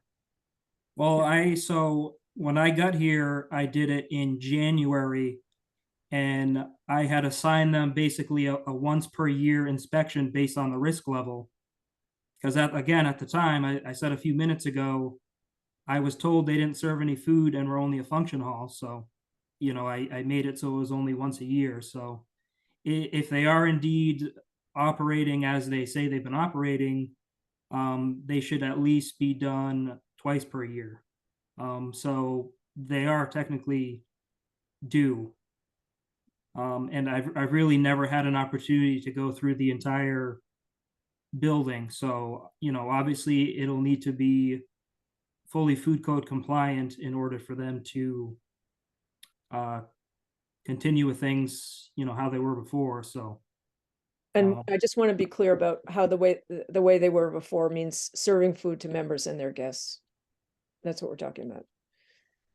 Right, which is why I suggested, you know, allowing them to continue to do that until we get more data. But, you know, if it does turn out that the septic system is a cesspool and it doesn't meet state regulations to allow them to serve any food, then again, we're going to have to revisit this and make a final decision. And I realize this might be unfortunate, but you know, it's like I said earlier, we can't, you know, we can't decide when to enforce the rules and when not to. So just to summarize, there'll be this septic evaluation by, I guess, Scott on the 10th, and then Jason, you'll schedule a food inspection. Is that everyone's understanding? Steve, John, Jason? Yeah. Okay. So done with that topic for now? All right. Thank you all for your time. Yes. Very complicated. Thank you very much. I know it's complicated and stuff, but we do appreciate your time and your, you know, your help with us. Thank you. 28 Yorkshire, Jason, do we have guests here for that? Yeah, actually Dan's on. This is a McIntyre plan. Thanks for your patience, Dan. We appreciate it. Sure, I don't really have anything to add. I just wanted, while I was here, I figured I'd listen in to see if you had any questions on the plan. No, I'm glad you're here because we were going to rip this plan to shreds. All right, 28 Yorkshire, and please, Dan, since you're here, correct me if I'm wrong on anything I'm sharing here. Very straightforward plan. It's an upgrade, 4 bedrooms. The only oddity on this one is they will need to do a deed restriction because in this scenario, you know, per our Dover septic regulations, they do need to design to be able to accommodate a garbage grinder, you know, in this type of instance, but they did not. So they will just simply need to do a deed restriction. Kind of a funny lot, so going any bigger on the leaching area may have been tough. I really don't have a whole lot to say on this one. I don't have much in the way of concern. And there is a second page too. Just want to show you guys. No, I think that sums it up pretty well, Jason. We designed it, it's a 4-bedroom, we designed it for 4 bedrooms. We did ask for the waiver on the garbage grinder because we were running into just space issues between the wells and the property lines. Yeah, 1,500 gallon tank, 1,000 gallon pump chamber. Yeah, there's really not too much here. Any members of the board have any questions or concerns here? I don't. No, I don't either. Steve? Help. Okay. Entertain a motion to approve the plan. So I move we approve the septic plan for 28 Yorkshire, dated September 27th, 2023. With no garbage grinder. With no garbage grinder as the deed restriction. Thank you, Kay. Second. Okay, motion passes. All right. All right. Thank you very much. Thank you, Dan. Good to move forward on that one. So I want to move to the discussion of the public health nurse, and then other things if we get to them. It's now 8:15, so shall we try to move along? Jason. Sounds good, Kay. Jason, do you want to lead this discussion, or do you want me to? Whatever is fine with me. No, I'm happy to take the charge. I mean, what else is there left to say about our public health nurse position? That hasn't already been said. But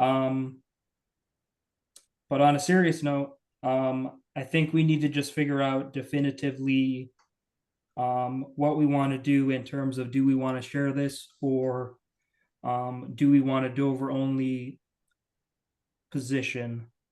Kay and I met a few weeks ago with the shared services group.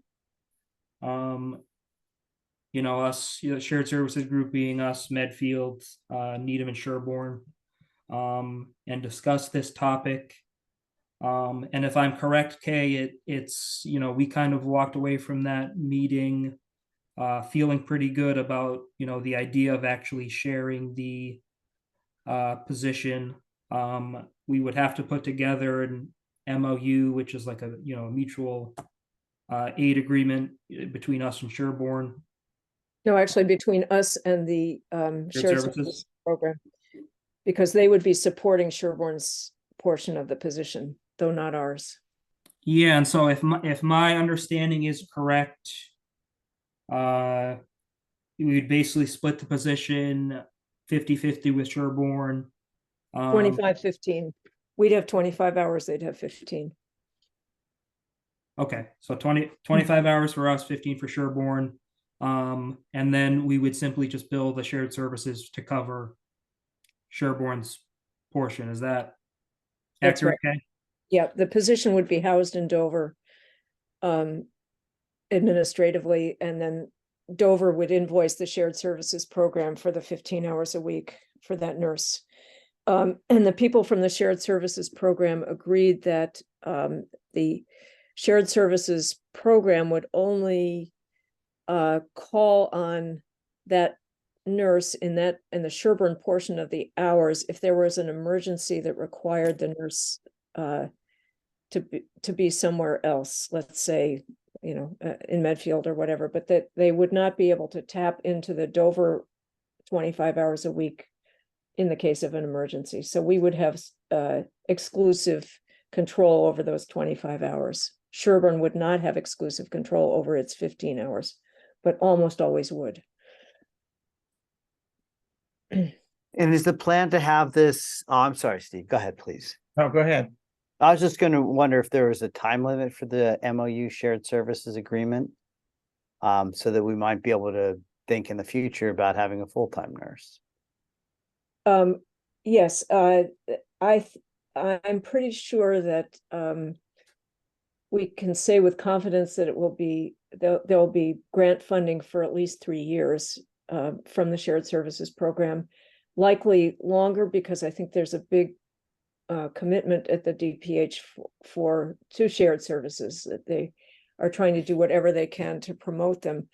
But also this would give Sherburne time to put something forward at their town meeting to try to fund their 15 hours a week with hard money, or we could try to fund a full 40 hours or 35 hours out of Dover's time if we felt the need. Steve? Has there been a needs assessment for the town of Dover as to how the hours would be taken up by this position? No, we haven't done that. So it's just. Was that not done as, sorry to cut you off, Steve, was that, I know you guys did the needs assessment a few years back, was anything about hours mentioned for the nurse within that study? Well, there was no breakdown of how the hours would be used, other than just a list of the kind of responsibilities of a public health nurse. But I think it at the very least said part-time nurse, right? It didn't. It said part-time nurse, yeah. So the $60,000 that was allotted by the town to our position was for a part-time nurse? Yes. How many hours was computed as that being? 25 hours. Well, I'm concerned that there may be, and there may not be, a need for more than 25 hours. But if the amount of money we're getting from the town only is for 25 hours, it's not worth pursuing further at this point, as long as this town has exclusive control over the 25 hours it's paying for. Mm-hmm. Should that not be the case, then that would be problematic. Yeah, it would. And the other issue I have is that, has this been discussed with either a member of the select board or the new town manager? Yes. With whom? We've talked with all the members of the select board know about it, and we have discussed it. What? Is that in a public presentation? Back some time ago, I couldn't tell you when it was, but we certainly discussed it in a public presentation with them way back though. And we've discussed it with the town administrator. The current town administrator? Yes.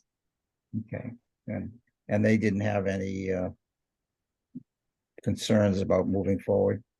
No, I think he's eager to see it happen. It was actually a pleasure to talk to him about it, because given his background, we didn't have to explain why a public health nurse is a good idea. He knew, So does this include wellness checks? Not necessarily. So what I view as the major reason for having this position isn't guaranteed. I think that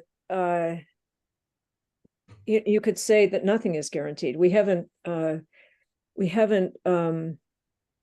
I mean, we have a long job description that's quite inclusive, that we'll need to prune in order to create a workable job description for this person. We haven't done that yet. You But know, it's- go ahead, ahead. Jay, I'm sorry. Yeah, I no, go was ahead. gonna say, you know, right now we have nothing, right? I think the only way we're gonna really know is to get somebody in. I think the shared services agreement with a part-time public health nurse is a good way to at least start. I mean, it may not be perfect, but I don't think, you know, the perfect should be the enemy of the good. in I've this heard that case. before too many times here. Yep.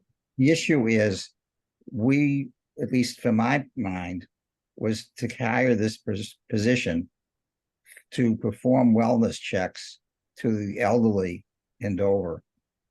And it sounds as though that has been pushed off the table.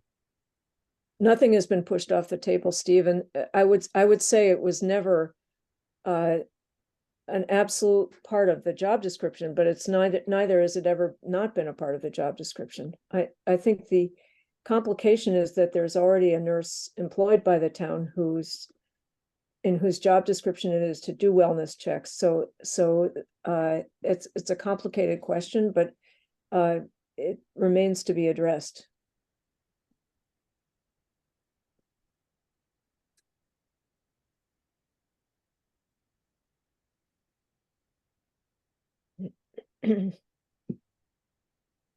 Um, Well, I think there's a risk of, if that wasn't part of the position, of the rest of the hours not being consumed adequately for what we're paying.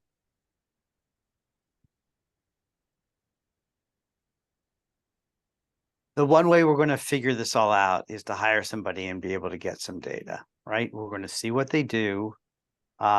And we're going to work to try to pull together a reasonable job description and set of responsibilities.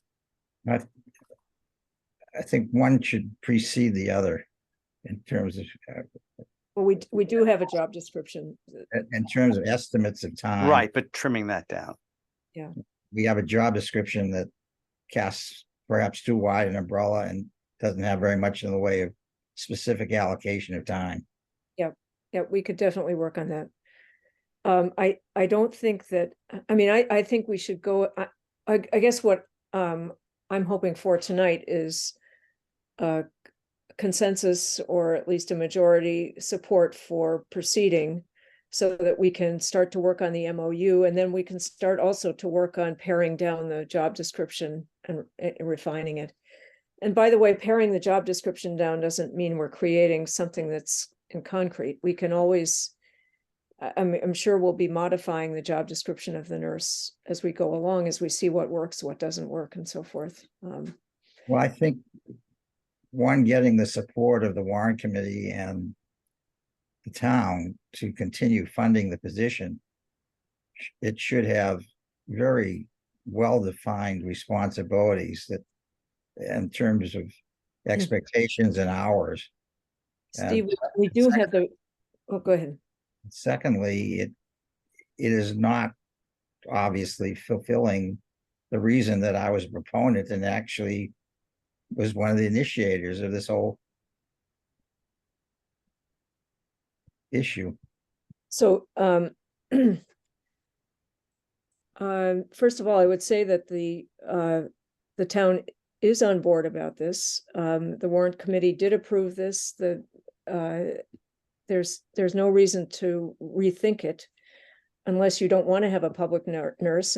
But I don't think that would be appropriate for a Board of Health to give up funding for a public health nurse when. Thing is, we do adequate groundwork, so one, we can present to candidates what the expectations are regarding hours, and two, when the next warrant committee comes up, we can present to them exactly how those hours are consumed, so to justify further funding. Yes, so are we okay about entering into an MOU with the shared services group about this position? I feel good about it. Yeah, like I said, you know, we've been talking about this for a long time. It may not be perfect, but it's going to get our foot in the door. and it doesn't bind us forever. Right? And hopefully we can do some of those wellness checks along with the other duties that'll be outlined for this individual. What's different about this presentation is that it guarantees 25 hours to Dover, Yep, which seems pretty good. which has not been a guarantee in the past in It terms of, hasn't? in terms of discussion. No, yes, it has, Steve. It's all, I well, not to my understanding. there was one point at which we talked about 20 and 20, 20 hours for one town and 20 for the other, but it was always, the plan was always that it would be a Dover position and that Dover hours were guaranteed and not coming from the shared services program.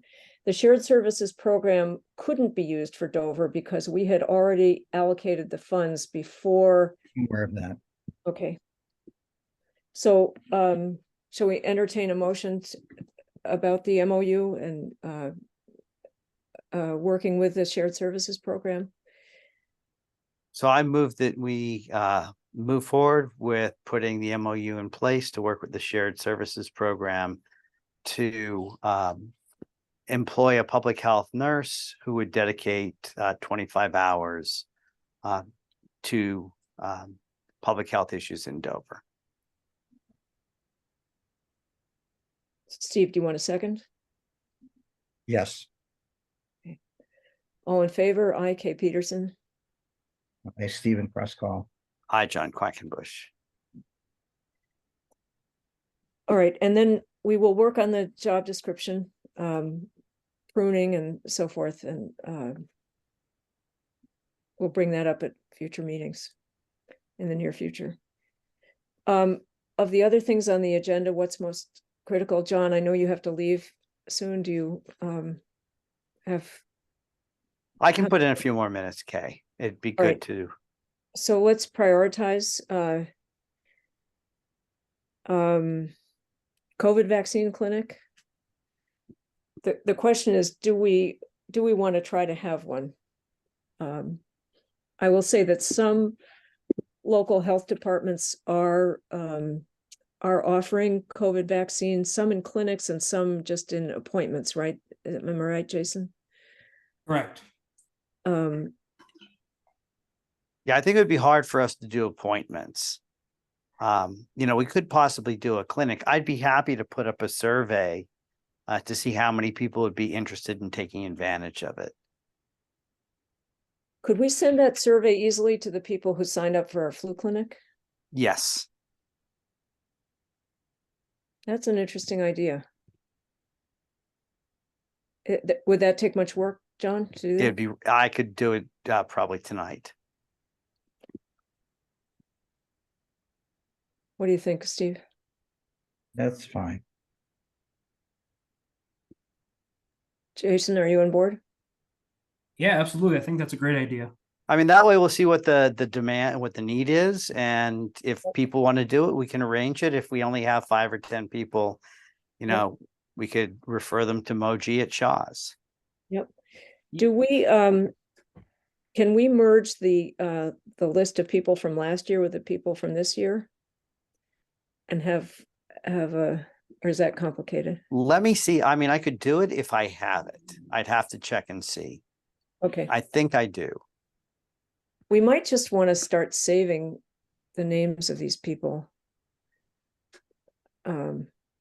Maybe that's not okay because we're getting their names because they're getting a service, a healthcare service from us. So maybe we shouldn't be saving their names, but Maybe we shouldn't be sending out the survey. yeah, good thought, Steve. Is that an inappropriate use of PHI? Maybe I would send it in BCC everyone so that nobody would be able to see. that doesn't disqualify it from being a Okay. PHI.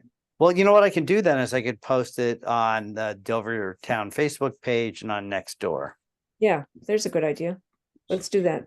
I mean, do you guys just in your opinions, do you think this is something there'd be a big demand for? No. I bet not. I have no idea. I base what I'm saying on the fact that I hear that people nationwide are not jumping to get the vaccine. Now, we have a more educated population, and so probably the rates would be higher, but a lot of people have probably already gotten their vaccine too. Yeah, I've helped quite a few people in town who've asked me track down where vaccine is located. Yeah. I haven't gotten a single phone call or email about it in the office. Yeah. Whereas you got lots about flu shots, I'm sure. Nonstop. Yeah. And by the way, one of the things that a public health nurse can do for us down the road is vaccines by appointments. Yeah. Or even advocate vaccines for the elderly. Yeah. Advocate vaccines for the elderly. Exactly. Yeah. Even make home visits to give them to homebound people too. Yep. Possibilities are endless. And the town can bill for the vaccines. Okay, so onward. Old business is on this list. Yeah, so that's just kind of a new thing I'll do for every meeting, just because it seems once we get to the end of our meetings, we always tend to rehash things from previous meetings. So I figured if there was anything anyone wanted to follow up on or something they wanted to say, they could. So, Steve? That's something, and that is Jason would know how prevalent the use of allergen training certificates are in credentialing food establishments in towns our size.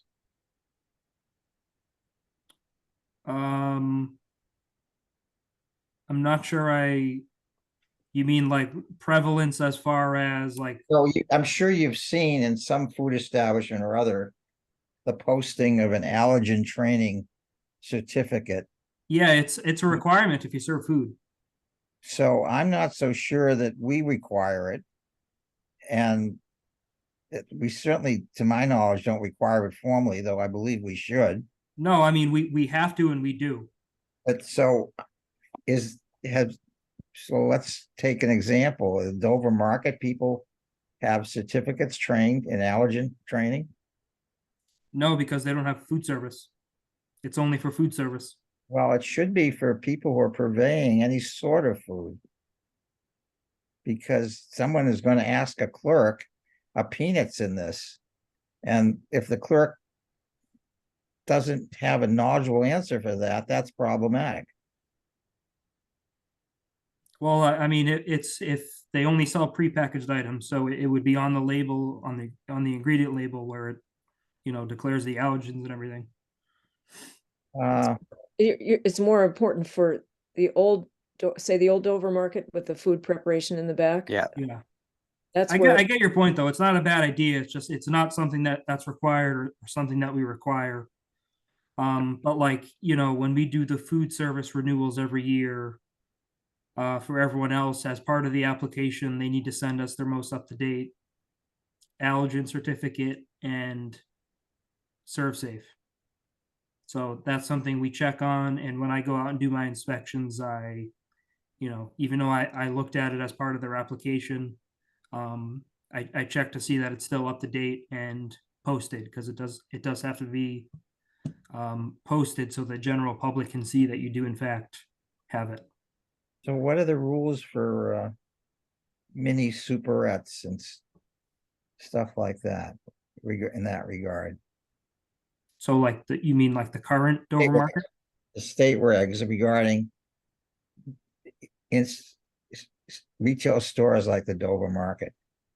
I mean, it's minimal for the most part. It's cleanliness, it's temperatures. No, I'm talking about regarding allergen certificate training. There isn't a requirement. That's because the food is all labeled. Yeah, everything's already packaged. But I'm seeing more and more allergen training certificates posted alongside various other food permits in small groceries.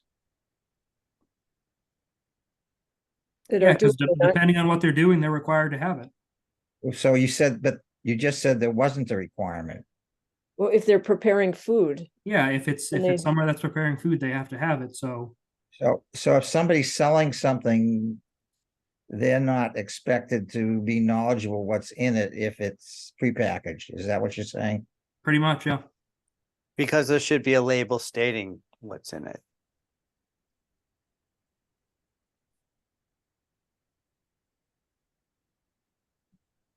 Well, it'd be interesting to know.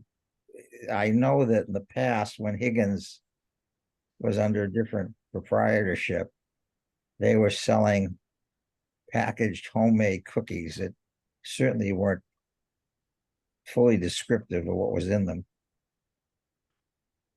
And therefore, a clerk should be knowledgeable enough to know what's in them.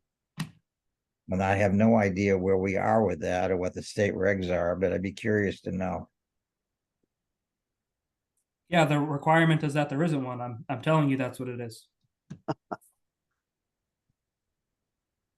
So why are they posting these things? Because they're in places that require them. It's can you give an example of like what establishment you're referring to?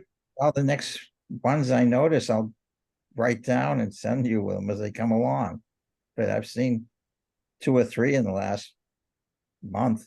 Yeah, I mean it just means it's somewhere that does, you know, some kind of food prep or something along those lines, so they're required to have it. You don't see it in the Dover market because in their current form they don't have to have one, but once they open the food service in the back, They'll have to have it. they'll have to have it. Okay, and at this point, we're comfortable that all their products that they purvey are labeled appropriately. Yes. It's things that come in prepackaged like that from big manufacturers. It's very rare you'd see an issue. No, it's the mom and pop stuff that these markets sell. The local products. Well, yeah, I mean, if the Dover market was making their own cookies, like in the example you gave, and packaging them, then they would have to have an allergen certificate, and they would also need to create ingredient labels to put on the products. And if you're going somewhere where they're not doing that, that's a concern. That should be raised with that respective health department. Well, because actually that is a very common issue, because, you know, keep in mind with a lot of those mom and pop places is really their only exposure to food safety is the twice-a-year visit from the health department. They really don't know a whole lot beyond that, and, you know, having to take their ServSafe class.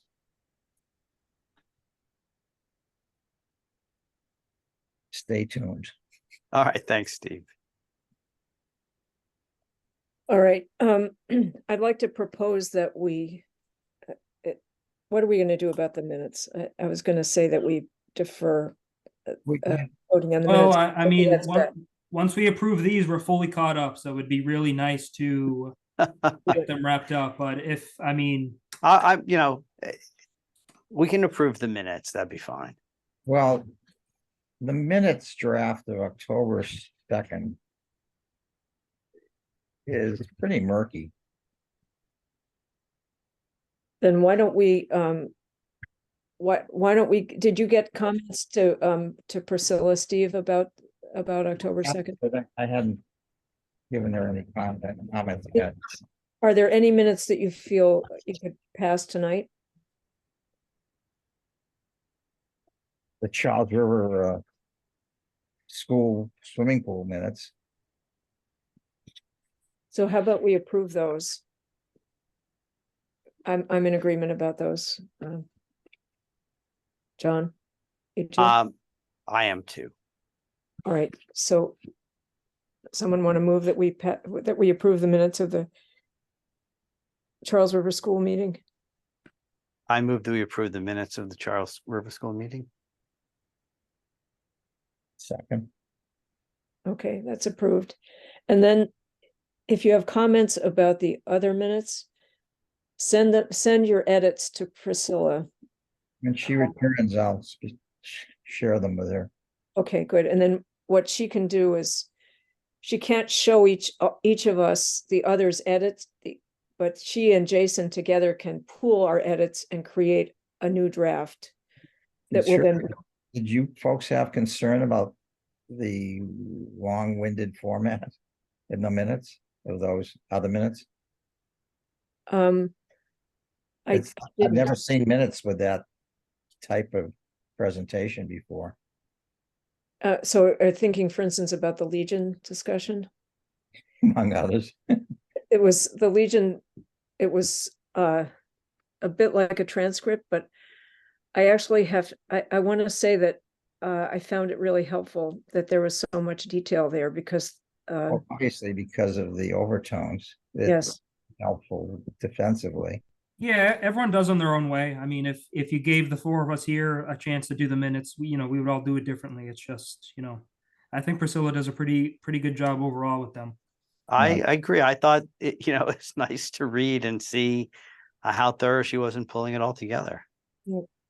And I mean, so that way there's no misunderstanding about what happened.